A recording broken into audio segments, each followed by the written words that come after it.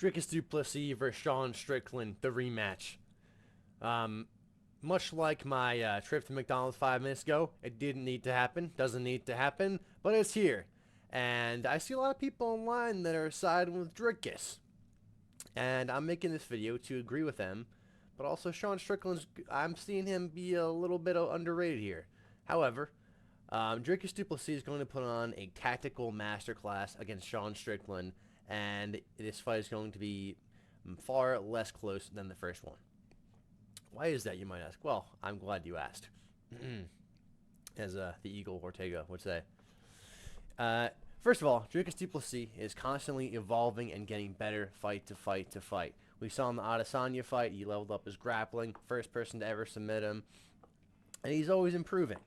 Dricus Du Plessis fights in a way that is unusual because he wins by falling piano every time. No, I'm just kidding. Yes, he's very goofy and his technique looks funny, but it's still effective. The unusual thing about Dricus, besides the windmill punch combos, is his style of fighting. He fights tactically to each opponent. He doesn't do the same thing every time. He changes it up. He actually uses fight IQ, which is a pretty rare thing, surprisingly. Go figure. Fighters don't use fight IQ. You know, they really should. I think MMA Guru is onto something. We need an IQ reading on the tail of the tape. That would really help quite a bit, I think. But anyways, Dricus Du Plessis, we saw him in the first Sean Strickland fight. He was striking quite a bit more than I expected him to, and he was throwing some big gnarly overhands and some leg kicks that were getting mostly checked. But he also was sneaking in there the lead leg high kick, and he was doing his thing. When he did throw straight punches, he somehow managed to make a straight punch look weird. But when he did throw a 1-2, he was actually landing on Strickland. I'm pretty sure that's what cut him open, and that was what led to most of his striking success, as well as going to the body. Not just doing the same thing over and over. But the big thing I want to focus on here was the grappling in that fight and how I believe it will be different in the rematch. In the first Strickland fight, Dricus was shooting for takedowns on Sean, and he was getting them, but he wasn't really holding him down. Yet he would get Strickland down, and Strickland was standing right back up. Dricus would maybe mat return him one time, but Strickland would just get right back up again. And Dricus would kind of just let him go. Maybe hold on to the body lock for a couple seconds, but he wasn't really forcing the issue. He was kind of taking him down just for the optics of it, to control him, and that was about it. I think that was a bit of a mistake, but like I said before, Du Plessis is always improving. And in the Adesanya fight, now Adesanya is more dangerous on the feet and a different style than Strickland, but close enough that I think it still applies in the rematch, right? We saw Dricus shoot takedowns against Adesanya a little bit more frequently than he did against the first Strickland fight.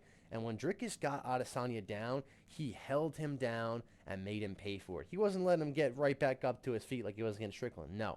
He was going for the back, hunting submissions, trying to hit ground and pound when he could, and just really wearing on him and being dominant with his grappling, as well as dangerous on the feet as always. You know, Dricus, he's the falling pianos, the banana peels, it's always a threat. Whether you're the worst fighter in the world, you're, let's say, whether you're Marvin Vettori out there or you're Alex Pereira, when the trap door opens from the ceiling, the pianos start falling down, it's dangerous, man. Dricus can catch you with some crazy, undiscovered before strike.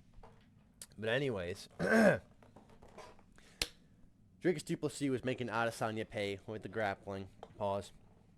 No did he? No Adesanya. He was, oh man, he was holding him down, and he was going for subs and ground and pound and not letting him off the hook like he was against Strickland. And I think Dricus is going to employ that in the second Strickland fight. He's going to use his grappling better. He's going to hold him down, not just let him go for ground and pound, and go for submissions. Use that natural strength advantage he has, and strike with him a little less, but I think in the striking as well, he's going to have some more success this time. He was throwing a bunch of overhands, big overhands in the first Strickland fight. I think this time he'll change it up a bit. I think he'll go to the body more. He is successful with that. Probably throw some more of those high kicks in there too. He's got a nice lead leg high kick. He's got the sloppy boppy punches, but he is a pretty nice underrated lead leg high kick. Does Dricus Du Plessis? I think he can definitely catch Sean with that. He was catching with it in the first fight. Sean just has a pretty underrated chin.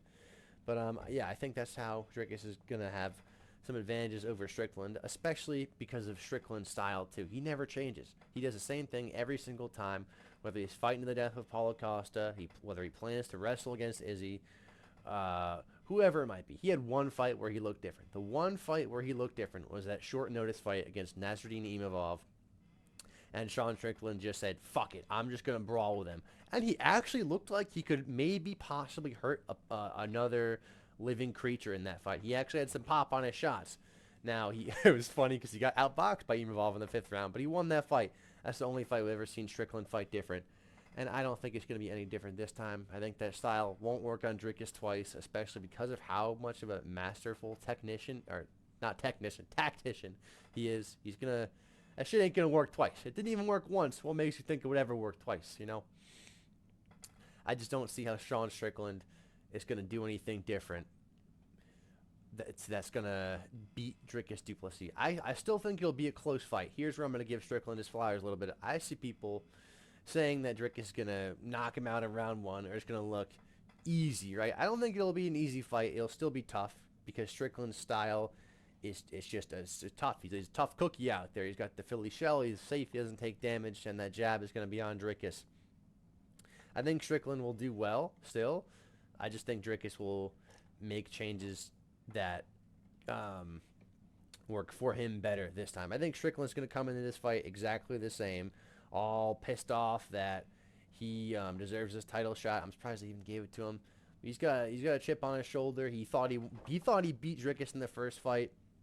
He's going to be exactly the same. Meanwhile, Dricus is lion maxing. He doesn't make pacts with mere mortal men. He's adapting. He's evolving. He finished Adesanya. I think the momentum he's on, his ability to fight tactically and adapt, is just going to win him this fight. I'm going to say DDP gets it done by, I'll say, a 4th round TKO. I'd say maybe submission, but I think Strickland's a little bit too good on the ground for that. I'll say a 4th round TKO via banana peel slip and falling piano. But that's going to do it, guys, for my breakdown on Dricus's tactical masterclass against Strickland. Do me a favor, if you want to see more videos like these, hit that like button, smack that subscribe button with your forehead. We'll go with the forehead for this one. And that'll do it.